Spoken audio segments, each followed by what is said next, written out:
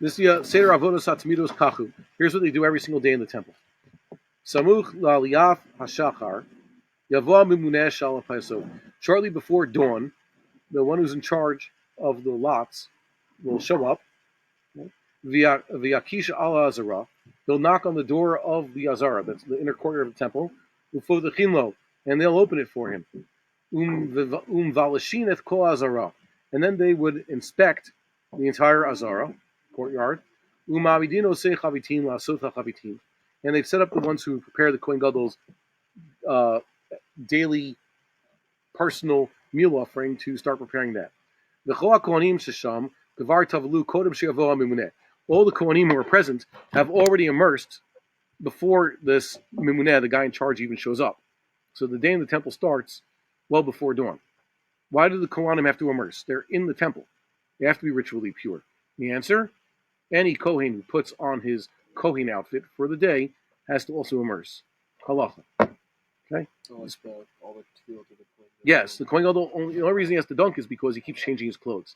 If the Chazal had decided and understood the psukim differently, where there is a havamina that he is going to enter the Holy of Holies twice, once to bring in the fire pan and once to bring it out, and even so, he's not going to have to put on his regular outfit in the meantime. Then the Kohen Gadol would only dunk 3 times on Yom Kippur.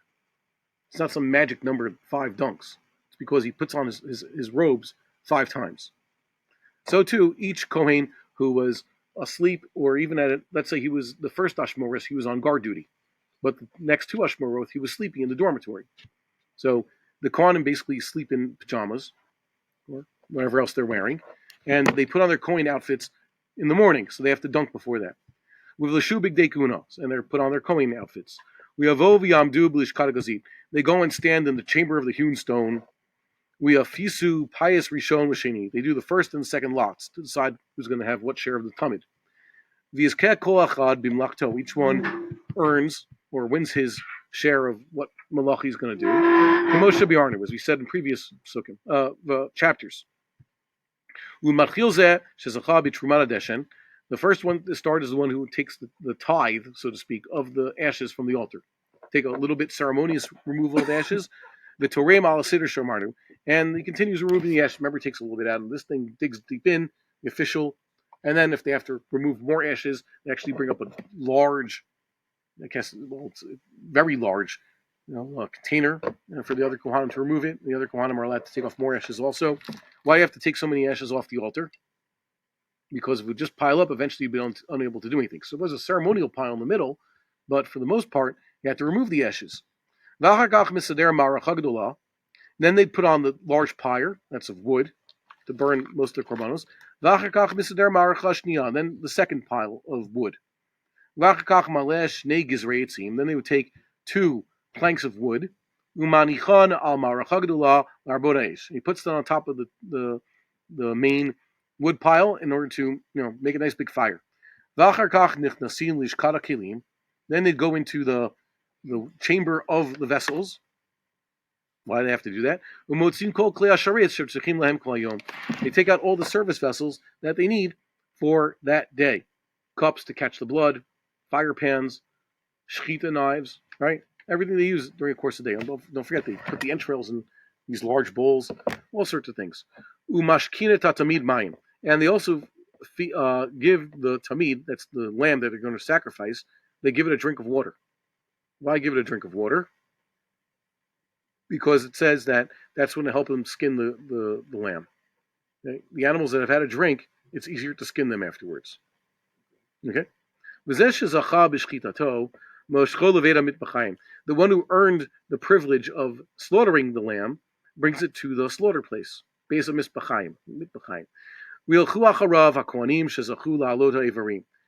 behind them follow those kohanim who have earned the privilege of bringing the various pieces of the korban onto the mizbeach.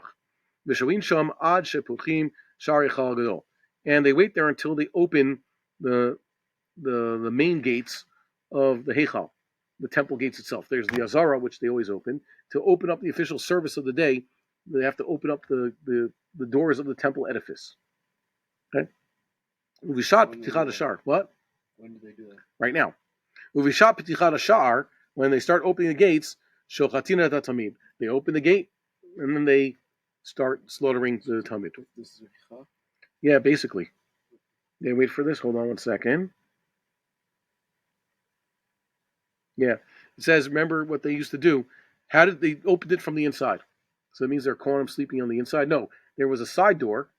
Right? There from the ulam. Don't forget, you could walk into the ulam of the temple. That was never closed. Okay, the ulam was open. That was the first anteroom. But the actual room to the kodesh was closed with solid doors. So you just walk in through the ulam. There's a way to the right of a passageway that allows one to just get into the kodesh from the inside. Okay, just a side door. So they go into there. It's called the pishpesh, and they'd open it from the inside. And then 2 priests go into the heichal, the actual temple edifice.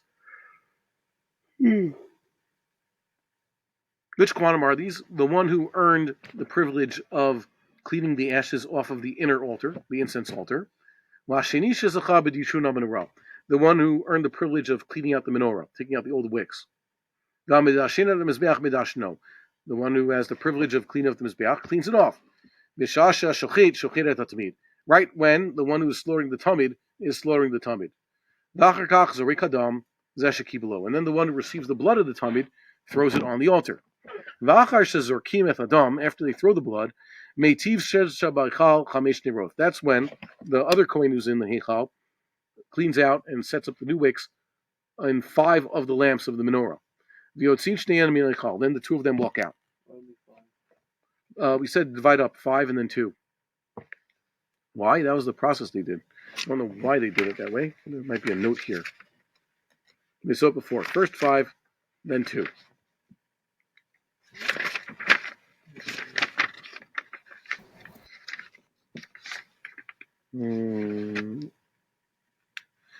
Was there a reason for it?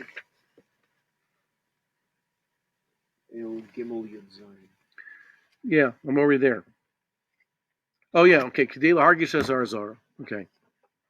To make more action. Okay.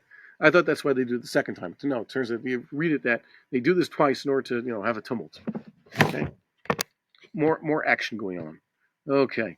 It says here, the Kohanim were at the slaughter place, so they're busy skinning the tamid and cutting it to pieces. Each Kohen who earned the privilege has to take his piece up the ramp.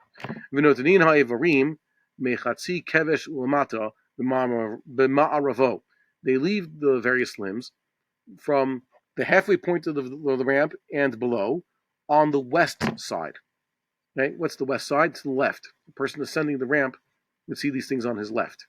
UMusafin, if there's a core musaf, those are on the bottom side of the ramp, but on the right side, the east side of the ramp. The ramp goes from south to north because they're not ready to throw them on yet. If it's the musaf of Rosh Chodesh, they put it on the top side of the mizbeach so that people know it's Rosh Chodesh. Between the 2 horns, in a space that's supposed to be free so the Kohen could walk around the perimeter, that's where they put them. Because we have to announce what? That it's Rosh Chodesh. By the way, they have a note here that to tell the people. It's the Beis HaMikdash is actually quite full of Jewish people. On holidays, it was totally packed with people. Remember, it says in Yoma, Kohen Gadol will show up, right? And the Azara is full of Jews. Do you know why? Because I like to point this out, that really there's no limit to Jews being on the Temple Mount. As long as Jews are ritually pure, there was no one keeping them off of the Temple Mount. Just not in the Azaras where the Kohanim and Leviim are on guard overnight. And during the day also, Jews who wish to come to pray to God can enter the temple. Right? And they did so. David HaMelech's only wishes to do what? Yeah, no. Achas shalti meis Hashem osa avakesh.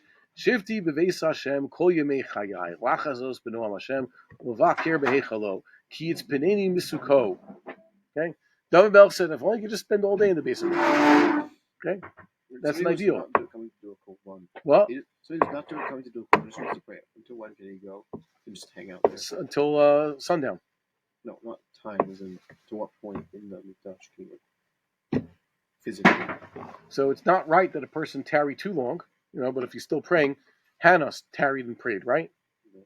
So she was doing something interesting. Her lips were moving and did not hear anything. So Eli thought that, Haser Yenech, what are you doing? Are you drunk? She's like, no, I'm davening. Oh, it's good to daven.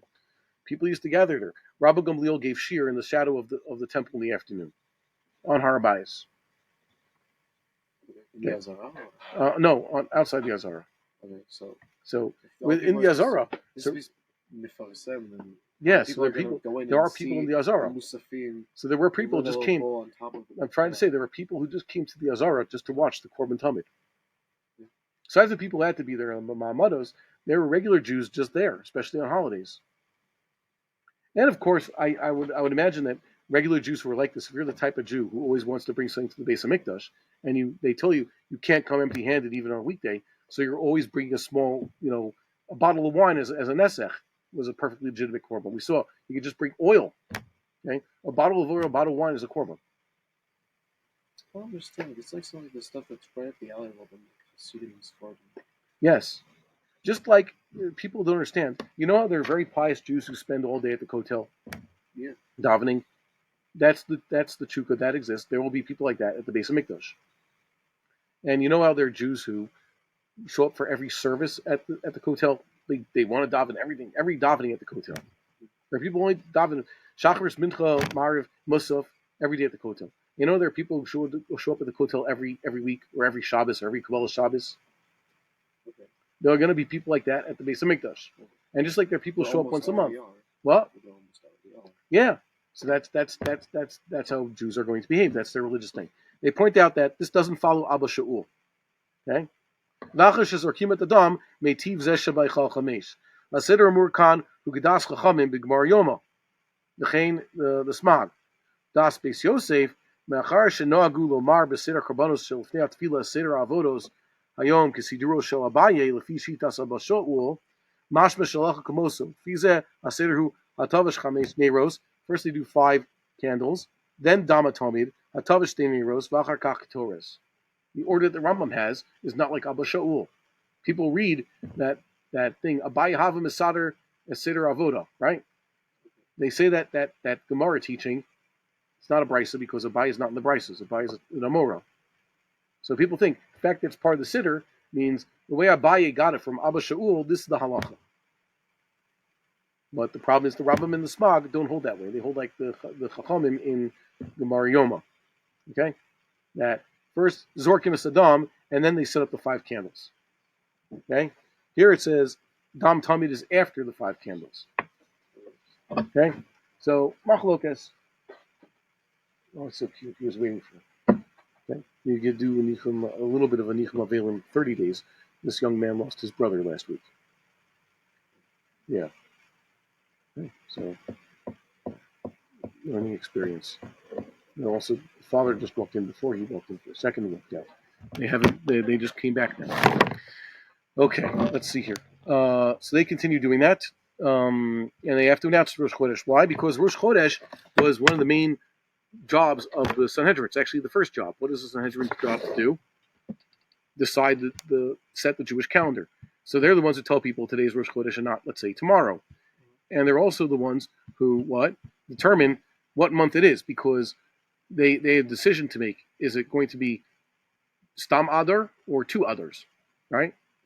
And that determines what the next month. There's repercussions for the rest of the year, right? So they're the ones who even tell you which month you're observing, and so you have to watch out. So that's why it was a big deal that people had to do this. They couldn't publish a calendar, in advance when the Jewish holidays are going to be. They did not do such a thing. They sometimes gave advance notice, we're going to make a leap year, but even then, you don't know when the holidays are going to be. You don't know the exact dates. If you're smart enough, you could calculate it ahead, even within one day. But still, you don't know that. There's always a little bit of uncertainty.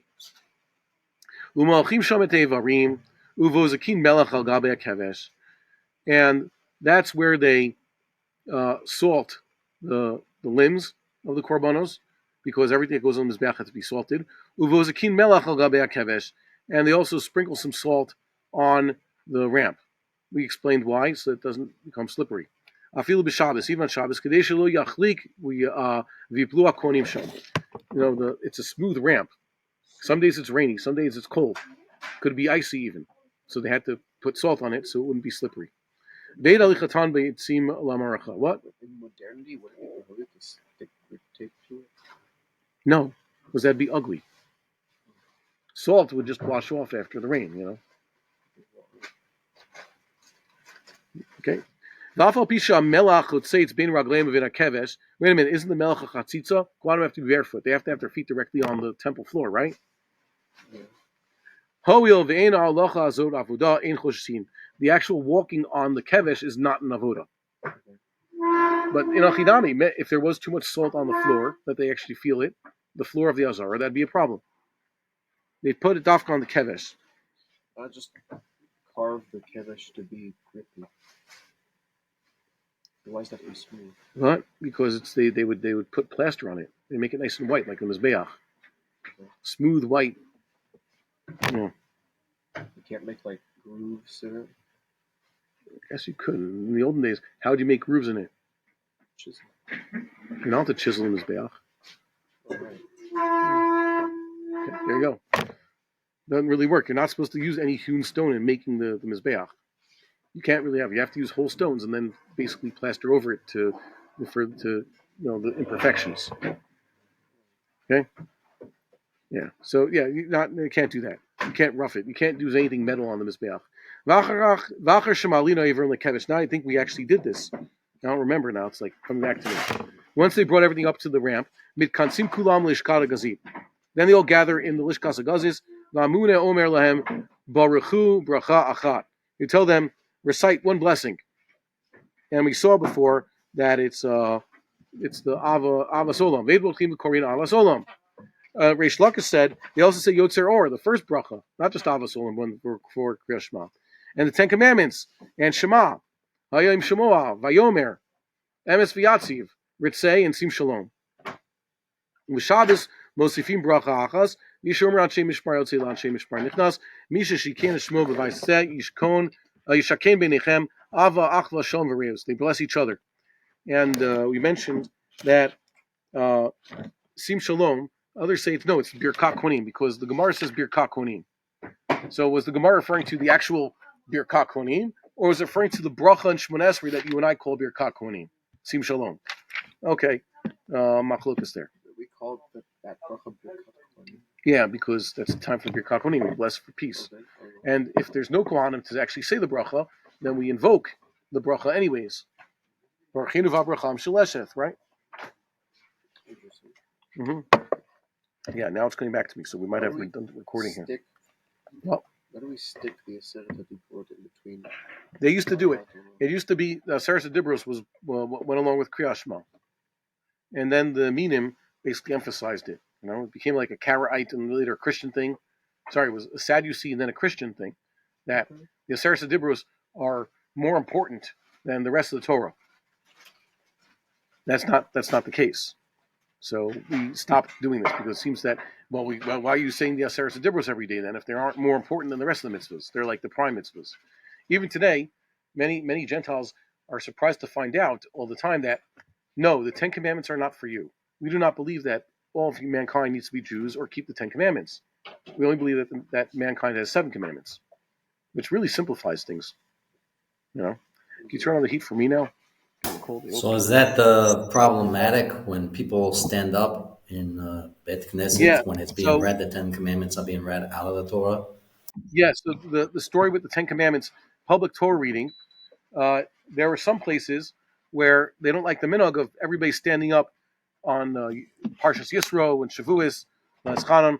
When they read the Ten Commandments, people are standing up. It's sort of not right because it's giving credence to the idea, the heretical idea, that these commandments are more important than the others. Okay, so that's why you should be mevatel that minhag if you're in such a place. Is that for all forms of mikra, or just for the Torah reading? What? Is that for all forms of mikra, or just Torah reading? The Torah reading of the Ten Commandments specifically. There's people who have the minhag of On was it Shavuos reader? Yeah. They stand for that. I haven't seen that one that much. My yeshiva they do. They did? Okay. But that's something, as I pointed out, if your local heretics believe, what's the heresy? The Ten Commandments are more important than the rest of the Torah, so standing for the Ten Commandments at the public Torah reading is a problem. However, if the local heresy is like in, let's say, New York, where they're atheists, what's their problem? They don't believe in Torah at all. They don't believe in God. They don't believe in the revelation. And even the local Jewish heretics are not Karaites or Christians who believe in Torah min hashamayim, except the Ten Commandments are more important. Instead, what do they believe in? Not. They don't believe in Torah min hashamayim. The Jewish heretics, let's say New York in the early 21st century, deny Torah min hashamayim. They say nothing. It really doesn't count. It's all made up by the rabbis. So then it would be totally fine to stand up for the Ten Commandments because you're not giving credence to their local heresy. Okay? Yeah. You know, I don't even know if they hold of Anochi Hashem. What did they say? They read it. Yeah. They said with the Reconstructionist movement, what was their creed? What was their Shema Yisrael back in the day? Old joke. No one would like this joke. Okay? The Reconstructionist believes there is no God but God. Sorry, there is no God, period. Sorry, that's what the Muslims say. Muslims say, in Allah, Ella Allah, right? There is no God but God. The Reconstructionists say, there is no God, and Mordechai Kaplan is his prophet. Okay, Leon likes it too. That's what they believe. There is no God. But his, yeah. We had a tour of Zicharon and Herzl for the hallway has all the Chalalim. Yeah. And so it upset me because they have a sign there, Yizkor. Yizkor Yisrael. Yizkor Am Yisrael. Yeah. By the way, Yizkor itself, Yizkor God, does God really want, is that a Jewish thing that we actually have Yizkor of the departed? What would Rambam say about Haskaras Neshamos and Kel Moles and Hashkavas and the Minog of Yizkor? Yeah. Is that a Talmudic thing? Why don't the Talmudic rabbis do that? It's very strange. They go to graves? Not often. Okay, whatever. It's a little bit. The jury's still out on that, I would say. The Kohanim have to bless each other. That's the point. Okay. We didn't skip Yizkor on Yom Kippur. Okay. No, as a matter of fact, we had everybody participate. We have things mentioned, for the martyrs and for the soldiers and for the, everybody else.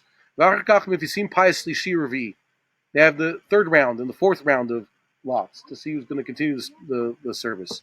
The one who earned the right to offer the incense, okay, goes in and offers the incense. The same guy who won the privilege of cleaning out the menorah does the next two lamps. The one who did the Ketores goes out with the fellow who set up the menorah.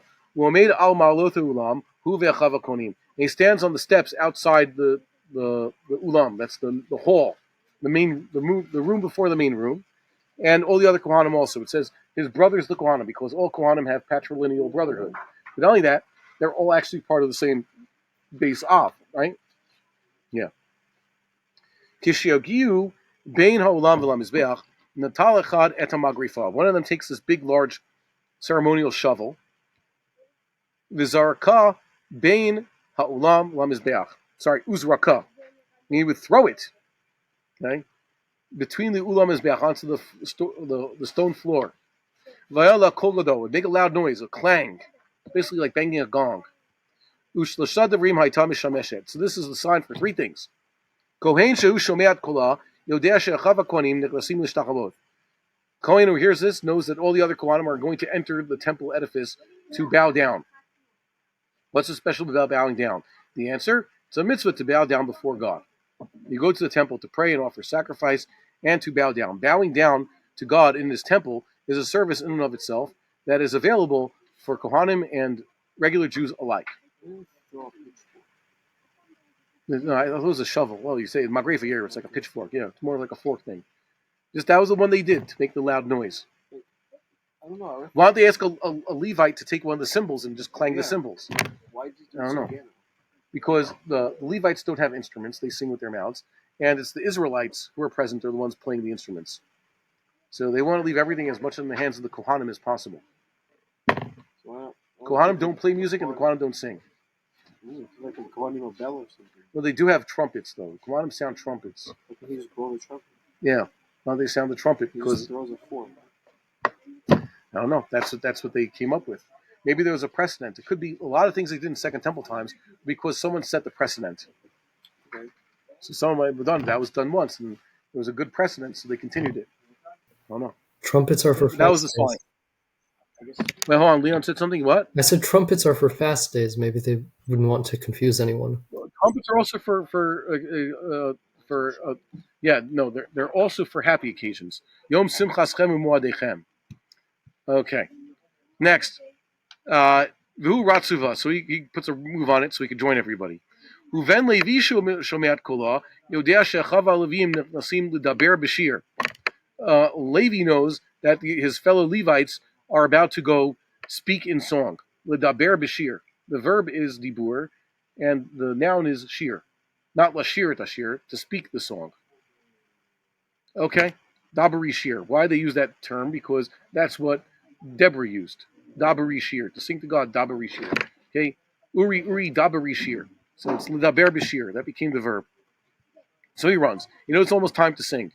The Rosh Ma'amad, Kisheya Shemet Kula, the head of the Ma'amad, that's the ordinary Jews who were there to pray. He hears this. He puts the Tmeim at the eastern gate. Okay, don't let them in though. They haven't come time to do their korbanos. Who are the Tmeim? Certain people who are Tamei need to purify them. So all the people who had been Mitzoras and Zavim and Yoletuses, okay, the rest of those guys, so they have to wait. Not their turn to offer their korban yet, so they can't come in yet. What I write over here?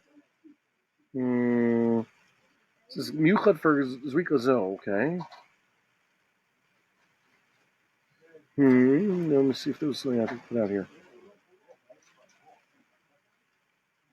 Okay, no, nothing too incredible to add there. Yeah, here's where it's saying else. It also proves the next point. Read what it says here. The one who earned the privilege of bringing the limbs of the offering onto the fire, okay, he starts going up the ramp. He takes the limbs from the ramp onto the actual altar. After he brings the limbs onto the altar,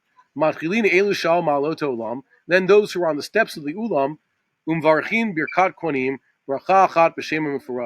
they say what we know as the 3 lines of the Birkat Kohanim, all one, okay, all 15 words, in one bracha, including with the divine name, the 4-letter name as it used to be pronounced. Although the Rambam Mori said they stopped doing so. They started using the kinui after Shimon HaTzadik died.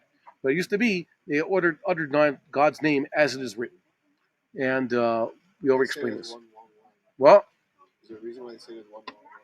Yeah, Kosevarachu. Well, it was different. In the temple they said it once, and they don't even say Amen afterwards. Baruch Shem Kol Malchuto after the whole bracha. Well, apparently not. I don't think they had a makri. Doesn't say anything that had a makri there. However, who are they blessing? Because there were large crowds there. The Kohanim are on the Ulam because the Azara is full of Jews. Okay? They're blessing the people. There's a kahal there. Regular Jews, what's he doing? No korban. Maybe there are people waiting there. They have regular people. It says those who had to bring or mechuser kapara are waiting outside.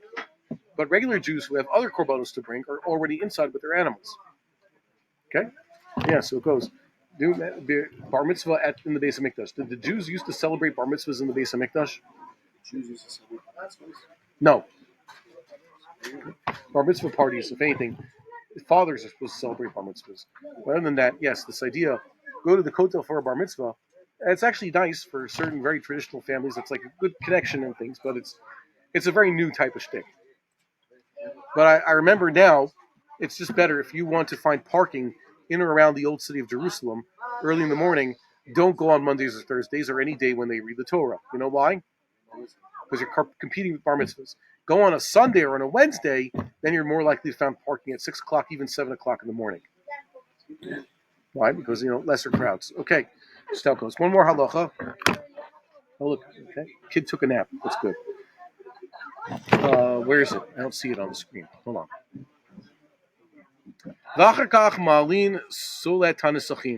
Then they bring up the fine flour. You said it was a type of farina-like substance. That's of the nisachim. What's the nisachim? When a regular Jew brings a meal offering, he turns the oil that he brought and the wheat into a form of bread or porridge. They take a kometz from that and burn that on mizbeach. The rest is eaten by the kohanim. When a regular korban is brought, a korban of an animal, but whether it's the tzibur or the yachid, they also have to bring some meal offering. But that's not turned into bread. That's just mixed with the oil. The flour is just mixed with the oil and then burned on the mizbeach, straight up. That's what it's talking about here. And after they burn the soleth, they burn the Kohen Gadol's special personal meal offering also. It's called the chavitin. It's like a minchas chinuch. That's actually a form of bread. It's turned into this bread, but then it's burnt. What? Okay, no, that's not chavita. There's no eggs. One of the things they don't use in the temple, by the way, even though it would result in unleavened bread, is eggs. No eggs in the temple, right? They bring 2 types of birds to the temple, but no eggs. They don't bring chickens. No, that's for shalom. You can't sacrifice chickens. You can only There are many kosher species of birds. Okay? Perhaps an infinite number of kosher species of birds. But there are only 2 that they brought into the temple. Only 2 God wants on the Mizbeach. Even though, were Jews eating chickens back then? Yes. As a matter of fact, the Chazal said there's a bracha on hearing the rooster crow in the morning. Why? Because Jews have chickens and roosters. Right? There's the fact that Jews have cats, dogs, and chickens is ubiquitous. We mentioned this before. The Mishneh assumes Jews have cats, dogs, and chickens. But they just didn't make them into korbanos. And after the chavitin, ma'alin et hayayin linisuch. Then they bring up the wine for the libation, because the Talmud. What libations and meal offerings does the Talmud have? Revi sahin of yayin, and an isaron of soleth with revi sahin of oil. There's about 300 ml of each. Uvishad nisuch omrin alavim b'shir. So they take this 300 ml bottle of wine, and when the Kohen's pouring it onto the ceremonial bowl that has the pipe going down to the sheath, that's when the Levim would sing their song. This time omerim, different verb. Umakina mishorin b'minei nigun b'shem ekdash. And the ones who are doing the music, those are regular Israelites, they're makin, usually talking about percussion types of instruments. The tokin tishat tekiyot are pikei ashir. And they would sound the tekiyos with the shofars. Tishat tekiyot. All pirkei ashir. That means they divide the parak of Tehillim into 3 parts. Okay? He continues. How does it work? When they gave the wine to the one who's going to pour it, they're standing on one of the tables, and they have 2 trumpets. The assistant Kohen Gadol is standing at the corner of the Mizbeach, and he has the big flags, sudars, in this case a flag, showing people, okay, so give them the signal. Take'u, v'hariu, v'take'u. Okay? Sorry, Take'u and Heiriu. I even have a note here with the Say Ray. What do you got there? Say Ray. They sounded the shofar blast and a trua and a blast. Okay? 3 tekiyos means a set. Tekiya, trua, tekiya. Uval v'amdu eitzel z'amimune al siltzal. Echad bino ve'echad mismo. Then they stand next to the guy with the tzaltzal. The tzaltzal is, I think, the cymbals. Okay? Nowadays we have to get into that whole issue we have on Yom Kippur of what's a Yeah, maybe. So the Sanhedrin is just going to decide it in the temple. There's going to be 1 true, and that's it. No. If we theoretically had a mikdash without a Sanhedrin still. No, you can't. You can't have it. The Sanhedrin run the show, and Sanhedrin is a prerequisite for everything. You cannot have a Beis Hamikdash running without a Sanhedrin deciding these things. Okay. Also, to establish a proper king. Okay. Sanhedrin first. They have to decide the halacha. You can't have, I'll do things my way and you do things your way, your posek and my posek. There's no such thing. Why do I say v'heiriu? I read this wrong. In the Steinsaltz, it says Hariyu. Why is that wrong? Yes. With the Kametz, it's Tzivui. With the Tseirei, it's past tense. So it should be past tense like you have in the Machon Mamre and in the Makbili. So I have it corrected here. I wrote my notes. Seeing they wrote Hariyu, and it should be Hey Ryu. Okay? So I read it wrong, and I forgot my note. Hey Ryu. I put an asterisk there. It's past tense. Just like Haviyu is an imperative, and Haviyu is past tense. Okay, I guess it'll take us to the Shabbos. So I'd like to wish everybody a good Shabbos. May God protect us from our enemies within and without. Okay, from those who wish to kill us and those who wish to facilitate them killing us. Stay on guard, and may we be buried to see the reinstitution of the temple service in Shalom. Shabbat Shalom, Nitzachon. Be well.